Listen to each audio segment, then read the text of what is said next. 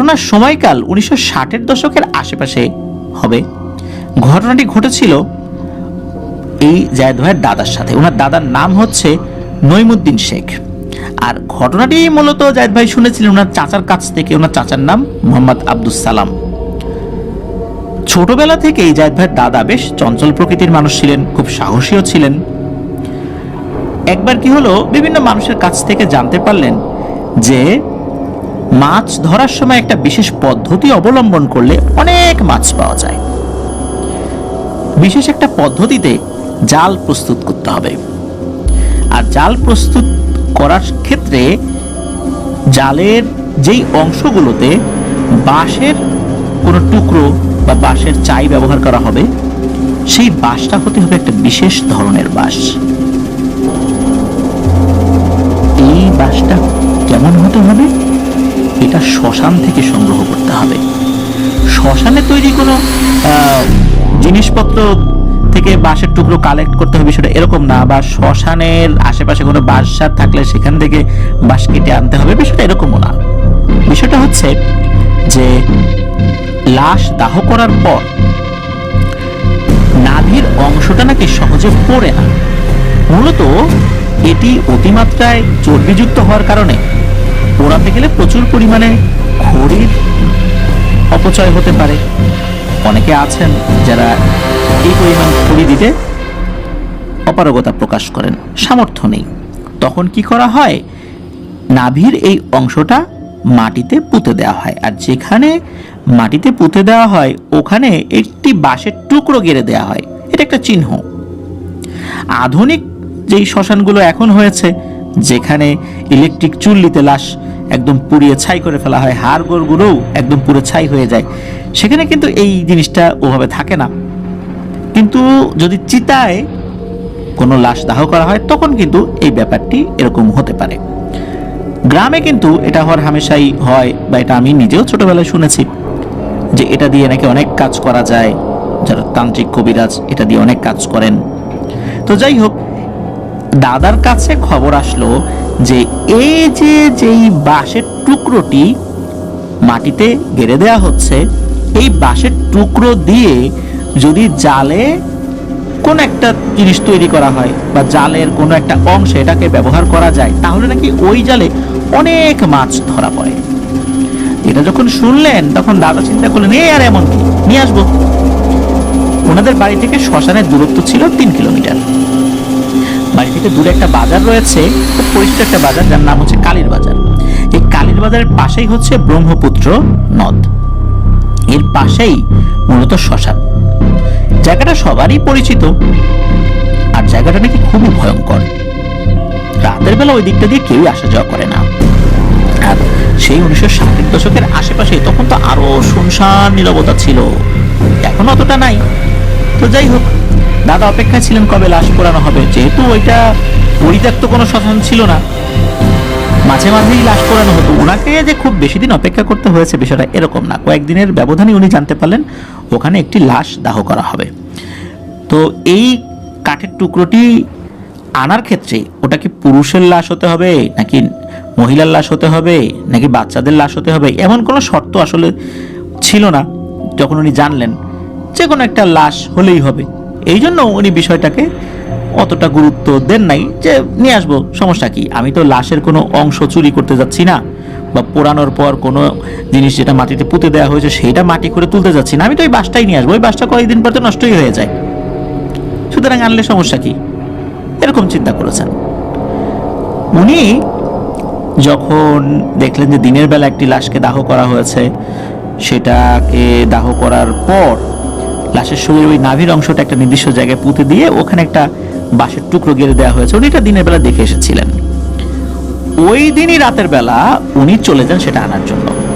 রাত আনুমানিক 8টা কি 9টার দিকে চলে গিয়েছিলেন উনি। যেহেতু এই 60-এর দশকের ঘটনা, তখনকার বাস্তবতায় রাত 8টা 9টা মানে তো অনেক রাত। একে তো গ্রামে ইলেকট্রিসিটি তখনও আসেই নাই, তারপর রাত 8টা 9টা, চারদিকে শুনশান নীরবতা। তো উনি কি করেছেন, শ্মশানে চলে গিয়েছেন। শ্মশানে যাওয়ার সময় ওনার সাথে কোনো ধরনের কোনো সমস্যা হয় নাই।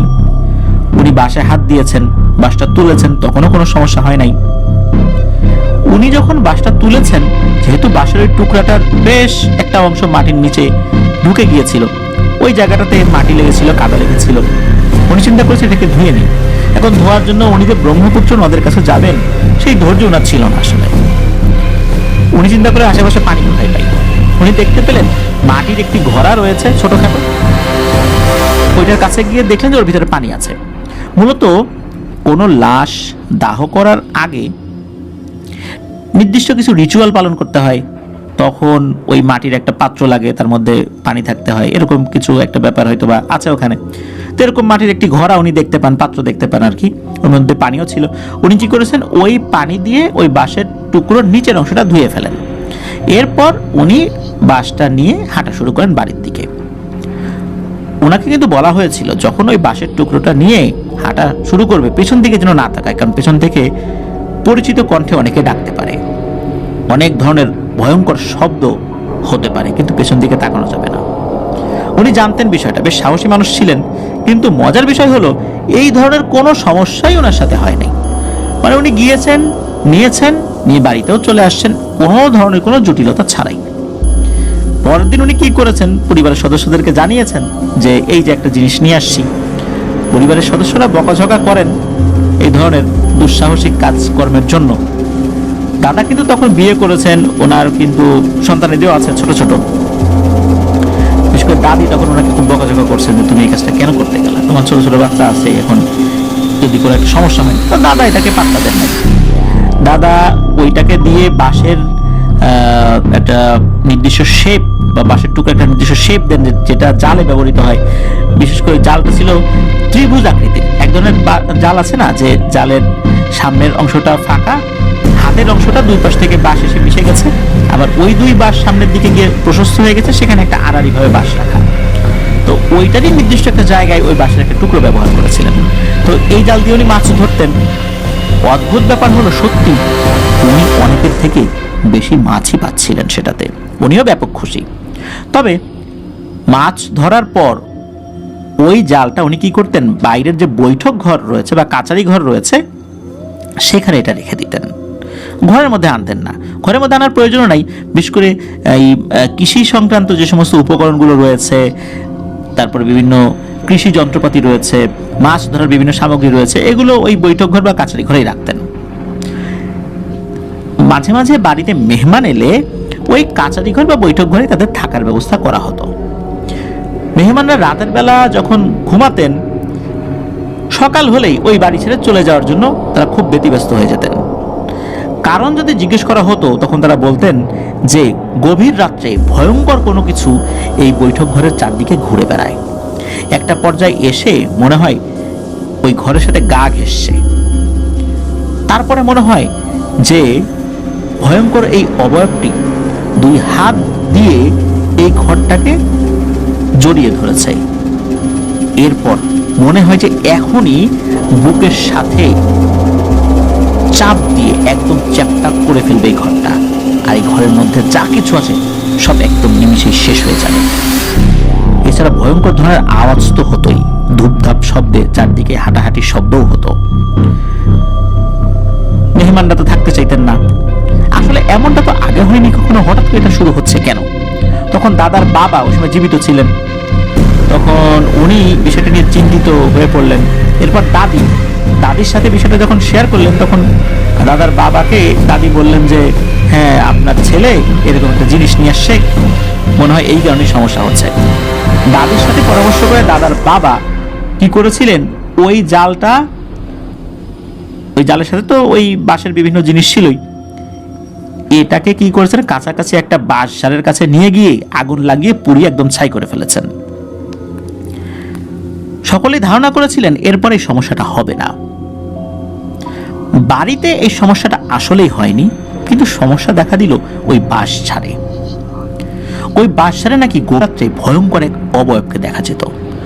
পূর্বে অনেকেই ওই বাঁশ ঝাড়ের ভেতর দিয়ে রাতের বেলা হাঁটাচলা করলেও কখনো ভয়ঙ্কর কোনো কিছু দেখেন নাই, কিন্তু এই ঘটনার পর থেকেই ওই ভয়ঙ্কর অবয়বটাকে দেখা যেত।